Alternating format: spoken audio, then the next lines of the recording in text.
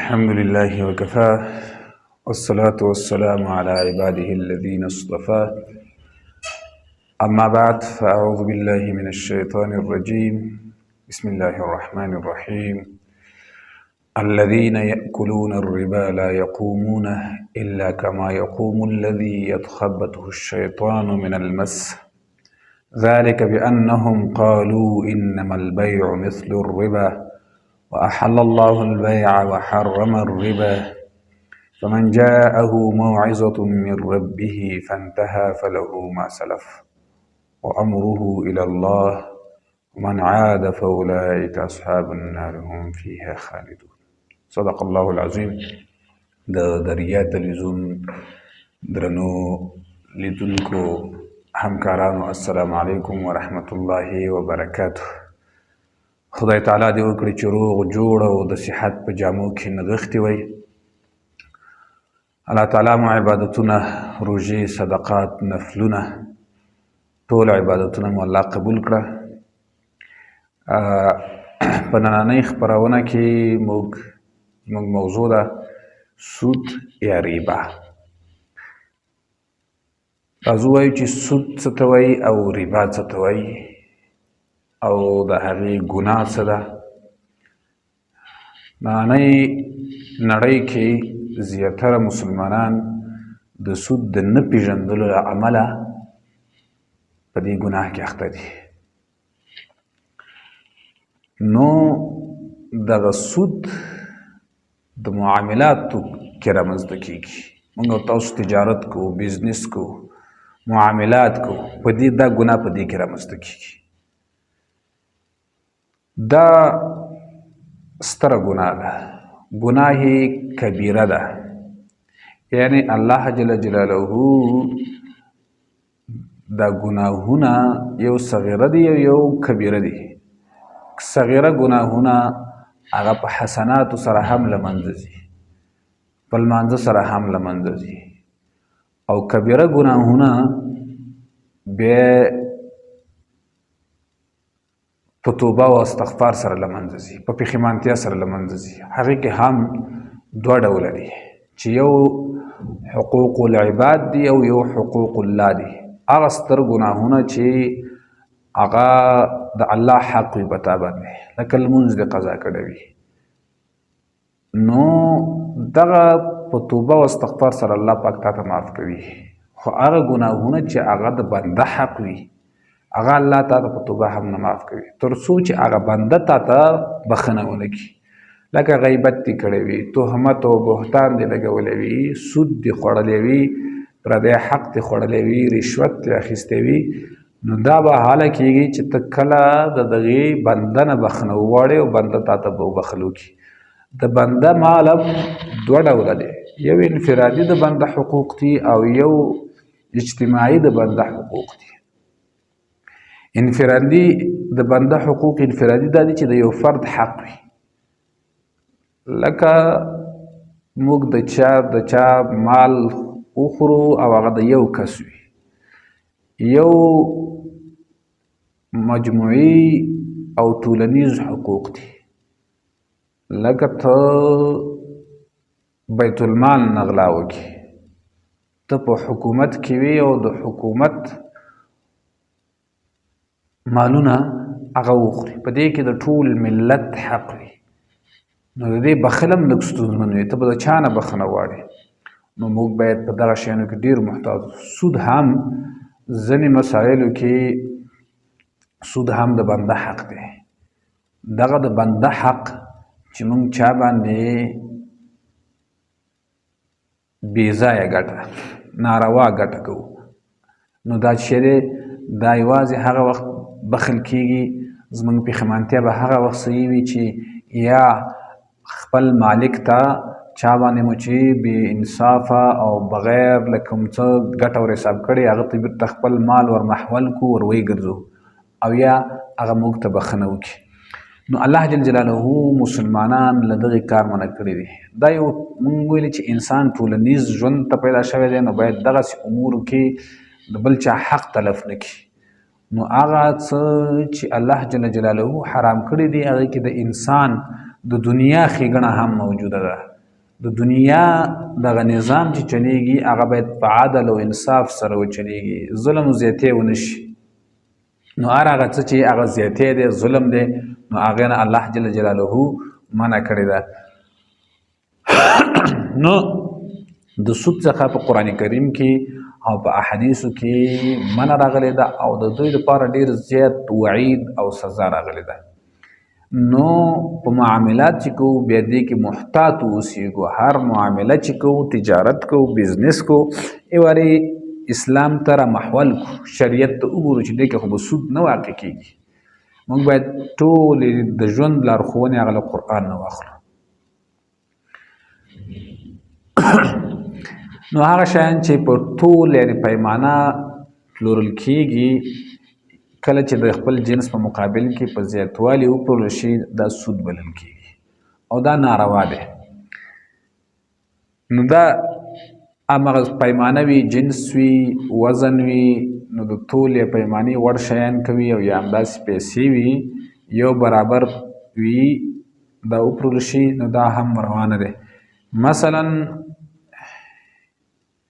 یو چاته ته غنم ورکوي، زما غنم سږ کال شوي دي، ته ورته چې دا غنم واخله، نو کال ته به بیا ما ته 1 من غنم در کومه، کال 6 میاشتې 2 میاشتې 3 میاشتې وروسته به ما ته 1.5 من غنم راکوي. دا جنس دی او ته بیا جنس غواړې او زیات غواړې، دا سود دی. نو دې ته ویل کېږي سود. پیسې ورکوي یو چاته چې زه تا ته 10,000 افغانۍ در کوم، خو 5 میاشتې 6 میاشتې کال بعد به ما ته 15,000 افغانۍ راکوي، نو دا سود دی. یو جنس په بل جنس باندې هغه کوي، ورکوي او بیا ورنه اضافي اخلي، دې ته شوی سود. د سود د شیانو د ښه او خراب جنس یو پر بل پلورل روا نه دي. داسې نه وایي چې زه تا ته اوس خراب غنم در کوم بیا به راته خیر ښه غنم راکړي، دا هم ناروا دي. مګر په برابره توګه که څوک د سود د علتونو اندازه او د جنس یووالی پکې نه وي، مثلا ته ورته ورکوي چې زه تا ته اوس 10,000 افغانۍ در کومه، بیا که په سرلي کې ستا غنم وشل نو دومره غنم به راکوي، بیا پروا نه کوي، ځکه جنس بدل شلو او د هغه قیمت او نرخ هم بدل دی، نو بیا پروا نه کوي. خو که جنس یو شی و او ته ورنه په همدغه جنس کې زیاتوالی غواړي، ولو که ښه و خراب وي، نو چاته 10,000 افغانۍ ورکوي بیا ورنه 15,000 غواړي، چاته 1 من غنم ورکوي بیا ورنه 1.5 من غواړي. یا مثلا اوس ورته وایي چې زه دا خرابه غنم در کومه بیا راته ښه غنم راکړه، نه دا هم ناروا دی. نو یو خو دې کې مهمه خبره دا ده چې 2 نقصه راځي. یو هغه د حسنه د نیکۍ، هغه د قرض حسنه، هغه نیکي او هغه عمل له منځه لاړلو. چې شی لاړلو هغه عمل، ځکه الله جل جلاله فرمایي چې من ذا الذي يقرض الله قرضا حسنا فيضاعف له اضعافا كثيره والله يقبض ويبسط. څوک شته چې الله سره قرض حسنه وکړي. د قرض حسنه الله سره څه معنی؟ الله د چا قرض ته محتاج نه دی. الله وایي چې دا زما بندگان چې محتاج دي او دوی سره چا قرض حسنه وکړ، دا داسې قرض حسنه ده لکه ما سره چې څوک قرض حسنه وکړي. من ذا الذي يقرض الله قرضا حسنا، الله عز وجل فيضاعف له اضعافا كثيرا، نو زه به ډېر زیاته بدله ورکړم. نو دغه عمل دغه نیکي له منځه ځي په سود کې. بل هغه کس محتاج دی، غریب دی، فقیر دی، هغه اوس د دغې وس نه لري، بیا دغه د احتیاج نه ته ګټه اخلي چې بیا ورته وایي چې اوس تا ته زه دا در کوم بیا به راته زیات راکوي، نو هغه دپاره دا یو بل بوج په ور پاتې شو. خپله د دې محتاج دی او ته د دې څه زیات اندازه په هغه نور هم اضافه کوي، نو دا د عدل او د انصاف نه هم لرې خبره ده. نو ځکه الله جل جلاله دا حرام ګرځولی دی. نو دغسې کار کول دا چې کېږي سود ګڼل کېږي. نو د غنمو په اوړو او په ستوانو باندې پلورل روا نه دي. د اوړو په ستوانو باندې پلورل روا نه دي. د امام ابو حنیفه او امام ابو یوسف رحمه الله په نیز په غوښه باندې د څارویو پلورل روا دي. مثلا یو څوک دی هغه سره څاروی دی، اوړه او غنم یو شی دی، ته چاته اوړه ورکوې بیا ورنه غنم زیات اخلي، دا هم ښه خبره نه ده. مثلا یو غوښه ده، څاروی دی، یو څوک دی غوښه اخلي، یا داسې وي چې یو څوک څاروی خرڅوي یا حلالوي، نو ته ورته وایي چې زه به درته تیاره غوښه واخلم، ته دا څاروی ماته راکړه، دا زما شودو دپاره پکار دی یا بل څه دپاره، نو په دغه صورت کې بیا مشکل نه وي. خو اما که هغه زیاتي ګټه، هغه اضافي ګټه بغیر له دې نه چې ته کوم زحمت ورباندې وباسي یا ته احتمالي تاوان تا ته پکې موجود وي، هغې ته سود ویل کېږي. مثلا ته هېڅ تا ته د تاوان کوم مجال پکې نشته، د زحمت هېڅ کوم مجال پکې نشته دی او وچ په وچه ګټه تا ته راځي، نو دې ته شوی سود ویل کېږي.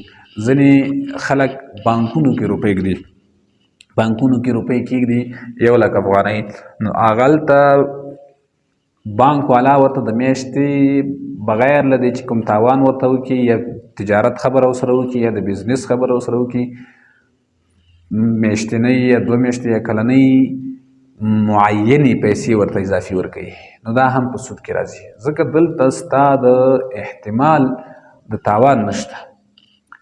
نو کله چې احتمال د تاوان پکې نه وي، نو بیا دغه شی راځي، سود راځي. نو الله جل جلاله له دغې نه منع فرمایلې ده. سود دا اصلا په لغت کې زیاتوالی ته وایي، په شرط کې هغه زیاتوالی دی چې په مالي مبادله کې بغیر له کوم عوضه، دا په یو شرط د دوو خواو ترمنځ کې ښودل کېږي، شرط کې ښودل کېږي بغیر له کوم زحمت نه، بغیر له کوم بل تجارت نه، دا ته یو معینه ګټه ورباندې ږدي. د سود د حرمت دپاره الله پاک وایي چې واحل الله البيع وحرم الربا، بیع مو روا کړې ده او ربا مو، سود مو حرام کړی ده. بیع دې ته وایي چې ته یو جنس ورکوي او په مقابل کې بل جنس اخلي، پیسې اخلي. مثلا یو څاروی دی، ته یې خرڅوي په 10,000، خدای دې کړي 15,000 یې خرڅ کړي، 20,000 یې خرڅوي، دا ستا یو جنس دی او بل څوک درنه اخلي، نو دا چې دی دا سود نه دی، دا بیع ده. او یو دا دی چې ته یو جنس ورکوي بیرته خپل جنس اخلي او بیا زیات اخلي، نو دې ته شوی سود وایي. یو چاته ته 10,000 افغانۍ ورکوي بیا ورنه 15,000 غواړي، دې ته سود وایي. که یو چاته دې 10,000 ورکړلې قرض حسنه چې زه 5 میاشتې 6 میاشتې وروسته بیرته ماته خپلې پیسې راکړه، ته دې مشکل حل کړه، نو دا ثواب دی، اجر دی، دې ته قرض حسنه وایي. نو په همدې خاطر باندې الله جل جلاله د سود حرام ګرځولی دی. الله وایي چې الذين يأكلون الربا، هغه کسان چې هغه سود خوري، هغه څنګه دي؟ لا يقومون، دا به هیڅکله راجګ نشي، الا کما یقوم الذي يتخبطه الشیطان من المس، په قیامت په ورځ به دا داسې راجګېږي لکه موږ چې اوس ځینې ګمان کوو چې فلان پیریانو نیولی دی، دغه حالت چې دا د پیریانو د نیولو کوم حالت دی، دغسې حالت کې به دغه سودخور د قیامت په ورځ راجګ کېږي. ځکه دوی به ویلي چې ان ذلک بانهم قالوا انما البيع مثل الربا، دغه بیع هم د ربا په شکل ده، دا یو شی دی، خو نه حالان کې دا دی چې الله جل جلاله فرمایي واحل الله البيع، بیع ما حلاله ګرځولی ستاسو دپاره، وحرم الربا، او سود می حرام کړی دی. نو سود حرام دی د قرآن کریم په صریح نص سره آیات دی، او سود خو تاسو وپېژنئ چې سود څه دی.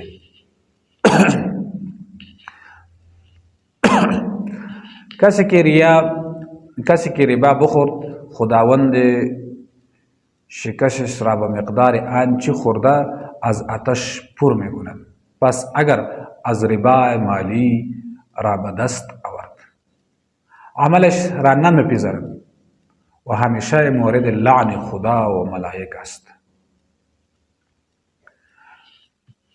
دو نوع ربا وجود دارد. ربای در فرض، اگر کسی که پولی را به نفر دیگر قرض بدهد و این قرض را مشروط به شرط کند که به نفع خوش باشد ربا محسوب میش بشد و دیگه ربای در معامله. اگر شخصی مقدار معین از یک جنس به سود میده، یک چیز یک جنس است تو در دیگر کس در دیگر مسلمان میدی به سودی بغیر زحمت، بغیر احتمال تاوان، نو دغه عمل الله جل جلاله حرام ګرځولی دی. نو دغه نه الله جل جلاله منګه منع کړي یو. نو سود د قرآن کریم په صریح نص سره حرام دی. د سود علتونه څه دي؟ سود دوه علتونه لري چې جنس او اندازه ښودل شوې ده. هغه شیان چې د تول او پیمانې وړ شیان دي له یو جنس څخه وي، یو پر بل په زیاتوالي خرڅول دا ناروا دي. د بېلګې په ډول 2 پیمانې غنم دي، 2 منه غنم دي، په 4 منو باندې ته خرڅوي. ښه، سود 2 ډولونه لري چې یو یې د زیاتوالي سود او دوهم یې د نسیه یعنې پور سود دی. د زیاتوالي سود دې ته ویل کېږي چې د تول یا د پیمانې وړ شیان په خپل جنس باندې په زیاتوالي سره وپلورل شي. مثلا ته ورته وایې چې 2 منه غنم درکوم، بیا ماته 3 منه غنم راکړه یا 4 منه غنم راکړه. او د نسیه یعنې پور سود دا دې ته وایي چې د یو جنس شیان پر بل په نیټه وپلورل شي، په جنس باندې نه وي. مثلا زه دا یو من غنم دي اوس په 200 افغانۍ دي او ته یې 6 میاشتو دپاره په قرض باندې خرڅوي په 300 افغانۍ باندې، دا هم سود دی. په خرڅوي خو په نغدو په 200 دي او ته یې په قرض په 300 افغانۍ خرڅوي. دې ته څه وایي؟ سود ویل کېږي او دا سود حرام دی. نو بل د مرایې او چښتن سود دی. مرایې او چښتن ترمنځ سود د شرعي حرمت لاندې نه راځي، ځکه مرایې او مال ټول د چښتن ملکیت دی. یعنې څوک غلام وي هغه د غلام او د مرایې مال هغه ټول د مالک ګڼل کېږي، ځکه مرایې خپله د مالک وي نو هغه مال هم د مالک ګڼل کېږي.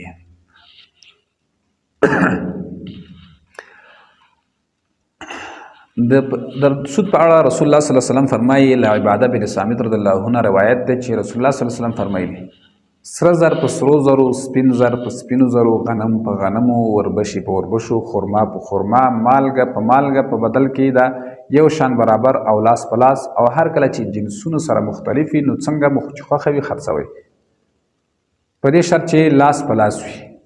ځینې یو خبره پکې دلته بله وي چې لاس په لاس وي. اوس ته یو چاته اخلي یو څاروی، دا بازار کې ته اخلي په 10,000 افغانۍ واده خیستو او بیرته خرڅوي په 12,000 افغانۍ. که چېرته مخکې تر مخکې دې ورته کس پیدا کړی وي او د ده لپاره اخلي، دا هم سود کې راځي. مثلا یو چاته وایي چې زه تا ته څاروی اخلم، پسه اخلم، او دا درته وایي چې پسه یې راته اخلي، ته ورته وایي چې پسه مې چې بازار کې واخیستو هغې نه 2,000 به تا ته جیګ حساب کړمه، نو دا سود دی. که چېرته داسې وي چې تا څاروي اخیستې وي 5 دانې 2 دانې او بیا وروسته یې ته خرڅوي، کس معلوم نه دی، شاید په تا پاتې شي، شاید تا ته تاوان وکړي، شاید تا ته د خرڅون څوک پیدا نه شي، نو دا بیا سود کې نه راځي. او که تا ورته مخکې تر مخکې کس پیدا کړی وي او هغه سره دې همداسې خبره کړې وي چې زه تا ته څاروی اخلم، موټر اخلم، خو بازار کې چې په څو مې واخیستو له هغه نه تا ته لږ جیګ حسابوم، نو دا هم سود کې راځي. او بل جنس او خرڅلاو د بیه دا ده چې سمدستي ته خرڅ کړي. مثلا داسې نه وي چې ته غنم په نغدو په 200 افغانۍ دي او ته وایي چې زه دا اوس واخله په قرضو باندې درته درکومه په 300 افغانۍ باندې. که تا نغدو باندې هم چېرته په 300 خرڅ کړله هم د سود له حالت نه وځي، ځکه عام بازار په 200 دی، شاید ته په 210 خرڅ کړي، په 220 خرڅ کړي، دا دی هغه ګټه کې لږ زیاتیا وکړي، خو د سود حکم لاندې نه راځي. د امام ابو حنیفه رحمه الله په نیز علاوه له دغه شپږ موادو چې په دې پورته حدیث کې ذکر شول، نور مواد چې د وزن او پیمانې وړ وي، له یوه جنس وي، زیادت پکې حرام دی، لاس په لاس به وي.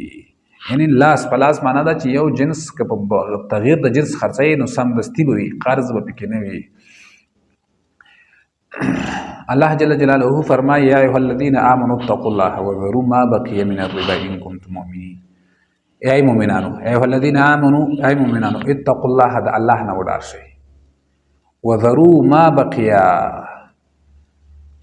نو که ستاسو چیرته په خلکو باندې ما بقیه من الربا سود وي ور پرېږدئ. مثلا که چیرته تاسو دا معامله هم کړې وي، یو چاته مو ویلي وي چې 50,000 افغانۍ در کوم، بیا به ماته 80,000 افغانۍ 6 میاشتې وروسته راکوي، نو همدغه حالت کې چې تاسو دغه عقد او تړون هم کړی دی، نو الله نه وویرېږئ، هغه سود ور پرېږدئ، اما خپلې پیسې وغواړئ. وذروا ما بقي من الربا ان كنتم مؤمنين. که چیرته تاسو مؤمنان وئ، که چیرته د ایمان دعوه کوئ، که چیرته د مؤمن یئ او ځان ته مؤمن وایئ، نو تاسو څه شی وکئ؟ هغه سود پرېږدئ، د سود مه غواړئ. که چیرته مو چا سره معامله کړې وي، ور باندې وي، نو پر خلکو پاتې وي، هغه ور پرېږدئ، مه یې اخلئ. فإن لم تفعلوا فأذنوا بحرب من الله ورسوله. څومره ستره ګناه ده، څومره عظیمه ګناه ده. که چیرته تاسو فإن لم تفعلوا دا کار مو ونه کړلو، دا سود هم پرې نه ښودلو، نو الله څه وایي؟ فأذنوا بحرب من الله ورسوله. نو د الله او د رسول صلی الله علیه وسلم له خوا څخه جګړې ته تیار شي. چا سره چې الله او د الله رسول د جګړې اعلان کوي، دا به څومره بدبخت او کمبخت انسان وي. نو سود دومره عظیمه ګناه ده چې الله وایي چې جګړې ته تیار شي. نو الله او رسول سره جګړې ته تیار شي که چیرته تاسو دا سود خوړل او سود کول پرې نه ښودل.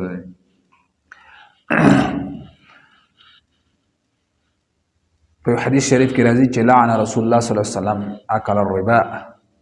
رسول الله صلی الله علیه وسلم د سود خوړونکي، ورکوونکي، لیکونکي او شاهدانو ته لعنت ویلی دی. په دې کې چې څومره خلک دخیل وي، څوک خط لیکي، څوک یې بزنس کوي، څوک پکې شریک وي، او د دوی ټولو ګناه سره برابره ده. ځکه زمینه مساعدول، اخیستل، پکې شریک او منډې ترونکي ټول په یوه ګناه برابر دي، ټول سود کې شریک دي. بل حدیث شریف کې راځي چې د 2 هلاکوونکو ګناهونو څخه ځان وساتئ. یو چا پوښتنه وکړه چې یا رسول الله صلی الله علیه وسلم، دا کوم ګناهونه دي چې موږ د دې 2 ګناهونو چې دا هلاکوونکي دي ځان وساتو؟ ویې فرمایل د الله جل جلاله سره له شریک نیولو، الله جل جلاله سره شریک نه پیدا کوئ، دا ستره او عظیمه کبیره ګناه ده. بل کوډې او جادو کول، سحر کول، چاته زحمت او زیان رسول په دې سره، بل په ناحقه د چا وژل، ومن یقتل مؤمنا متعمدا فجزاؤه جهنم خالدا فیها. د مؤمن په ناحقه باندې قتل کول، مؤمن په ناحقه باندې کافر وژل هم روانه دي، نو او د مؤمن خو بیخي ناروا دي، بل په ناحقه وژل حرام دي. د یتیم مال خوړل، ولا تقربوا مال اليتيم الا بالتي هي احسن. الله جل جلاله وایي چې تاسو به د یتیم مال نه خورئ. نو د یتیم مال خوړل دا ستره او عظیمه ګناه ده. بل د سود خوړل، او بل د جهاد د میدان څخه تیښته کول، او بل په پاکو ښځو باندې تهمت لګول، دا سترې او کبیره ګناهونه دي. الله جل جلاله دا هلاکوونکي دي. کوم انسان چې دغه ګناهونو مرتکب دی، هغه به الله هلاک کړي، هغې به دنیا او آخرت خرابوي. دنیا کې به هم د ذلت شپې تېروي، او په آخرت کې به الله جل جلاله د دغې ګناهونو سزا ورته ورکوي. الله تعالی دې موږ ته په دې خبرو کول باندې عمل کولو توفیق راکړي. تر بلې خپرونې پورې زه احسان الله سباوند درڅخه اجازه اخلم. أقول قولي هذا أستغفر الله لي ولكم ولسائر المسلمين.